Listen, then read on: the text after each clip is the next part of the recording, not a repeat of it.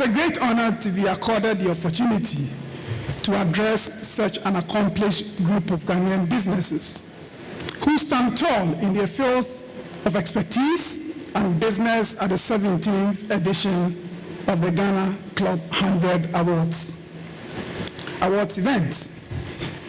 Indeed, a night such as this is purely for recognition and celebration, but it is also a platform to find hope in the plans we have for the future and how we are going to get there.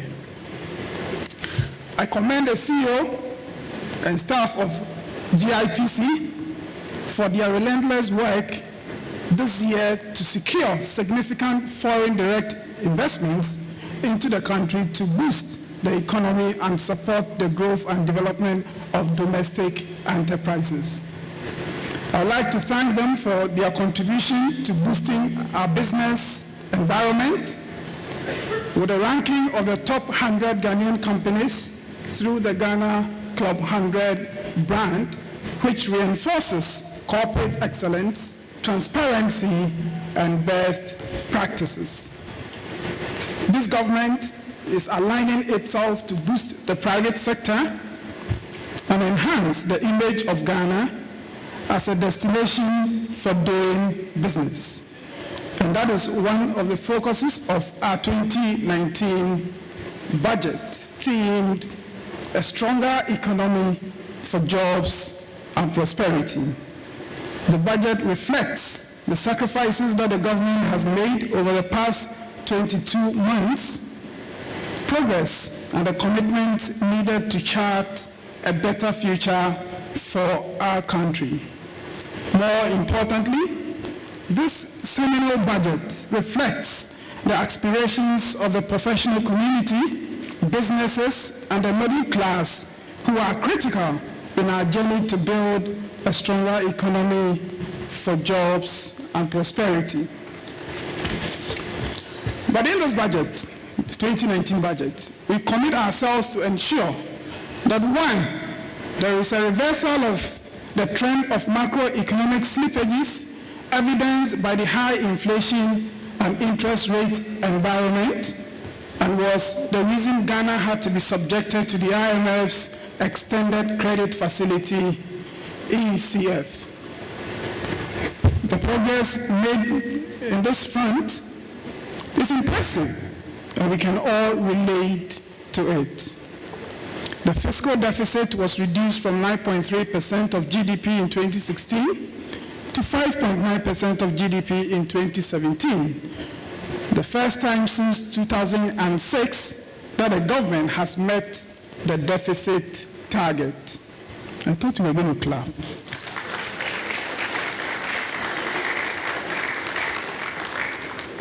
It was at 2.8% of GDP in June 2018, within the target of 4.5% of GDP in December 2018. B, inflation declined.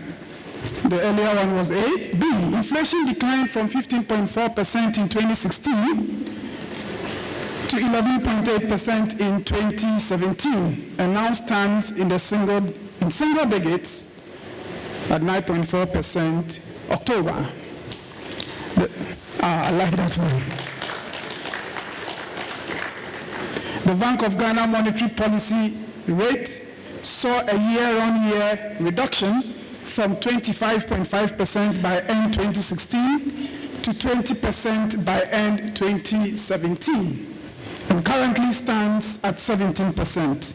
This is the longest 18-month reduction in the monetary policy rate since 2001. Interest rates on the 91-day Treasury bills declined from 16.8% and now stands at 13.4%. Ghana's trade position with the rest of the world has strengthened. The trade account recorded a deficit of $1.4 billion in June 2016, improved significantly to a surplus for the first time in 2 decades to $1.1 billion at June 2017. and another surplus of 1.1 billion as of June 2018.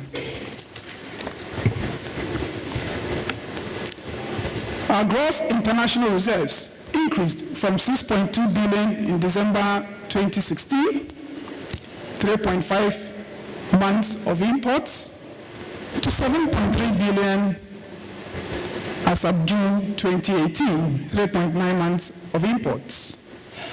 Ghana's debt to GDP ratio, which increased from 32% in 2008 to 73.1% in 2016, declined for the first time since 2007 from 73.1% of GDP in 2016 to 67.3% in June 2018.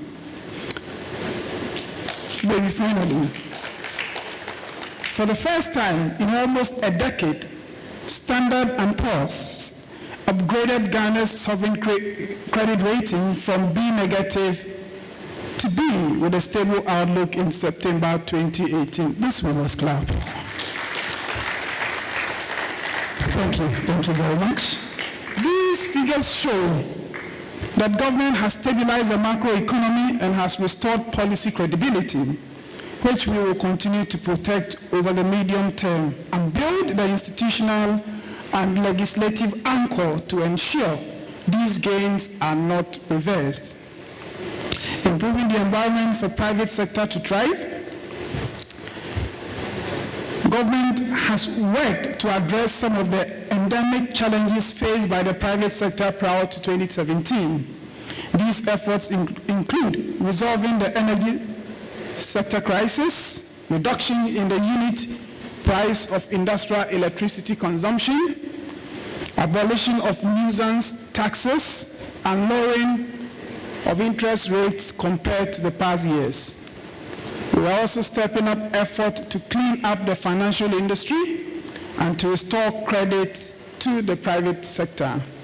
This is very critical for the next 2 years if anyone is to feel the impact of the progress we have made with some economic management, especially if microcredit delivered by savings and loans, microfinance institutions, among others.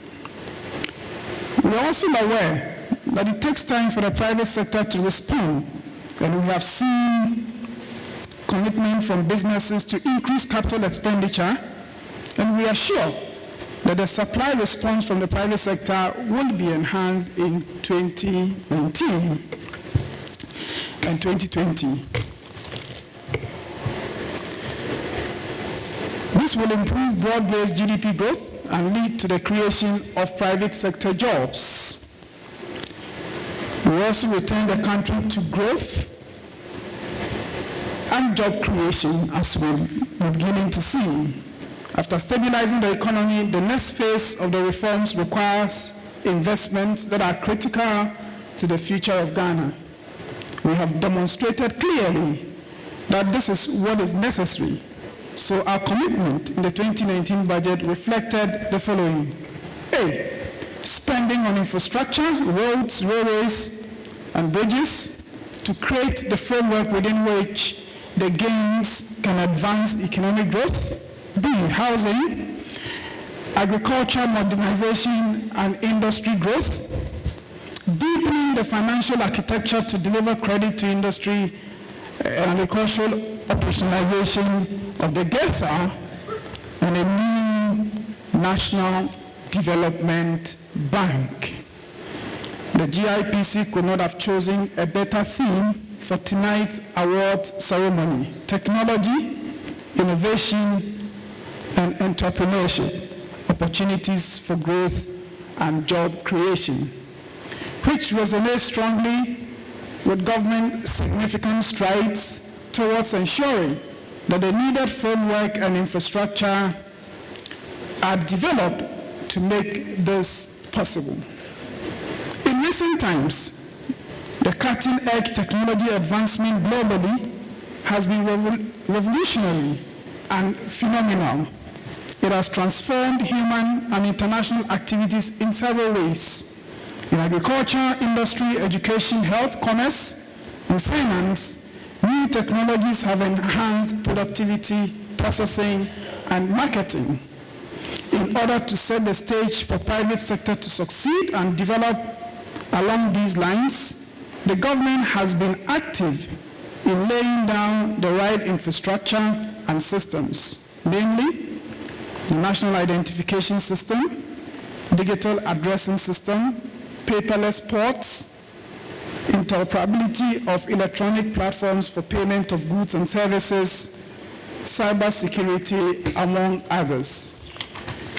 The issuance of the National Identification Card or Ghana Card started in earnest this year, and so far, almost 100,000 cards have been issued, and we are continuing to count. The new digital addressing system, which is a requirement to obtain a Ghana Card, was implemented in 2017. With this new system, every property in Ghana has an address and can be accounted for. The advantages of this include a reduction in bank lending rates, lowering the cost of doing business, and reduction in incidences of crime as the police are able to locate crime scenes quicker. The National Address Database also creates an avenue for new businesses and industry. And this further promotes the government's cashless agenda. Its resultant ease of banking, payments, and financial transactions as a whole in this regard facilitate financial inclusion, making it easier for the private sector to conduct business. The implementation of the paperless port system at the country's seaports is yielding positive results, significantly increasing revenue on imports over the period. Its implementation has also minimized corruption at the ports and simplified processes, making clearing of goods less costly and less time-consuming. We are not there yet. We will continue to improve. Plans are in the works to establish technology and business parks in Ghana through a public-private partnership.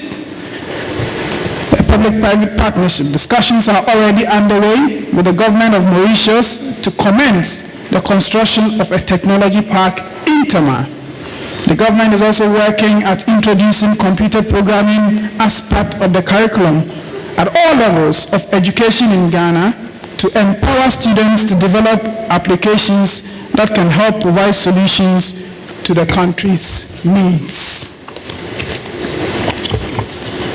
Honorable Ministers, distinguished guests, we cannot speak about technology in the business space in this global village era without mentioning the importance of cybersecurity.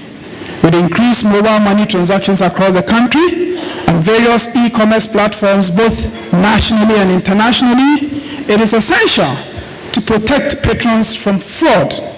Statistics from the Cybercrime Unit of the Criminal Investigations Department reveal that the country has lost about $25 million in 2016, increasing to some $69 million in 2017. Estimates further show that as at August this year, the loss to cybercrime was as high at $97 million. To curb this canker, therefore, the government of Ghana has long and will in 2019 be introducing the Cybersecurity Fund to ensure that there is enough funding for safe technological ecosystem. The evidence of the work that government has done over the past 22 months will continue, and we will continue to manage an economy that has recovered from government overspending and fiscal indiscipline and the shocks associated with them, as well as the financial sector unsoundness. I can assure you that today, Ghana's economy is stronger and healthier, and that this success has ensured that the economy works for its people and its businesses. It is with this understanding and patience that our nation is transforming to a Ghana beyond aid. I thank you very much, ladies and gentlemen.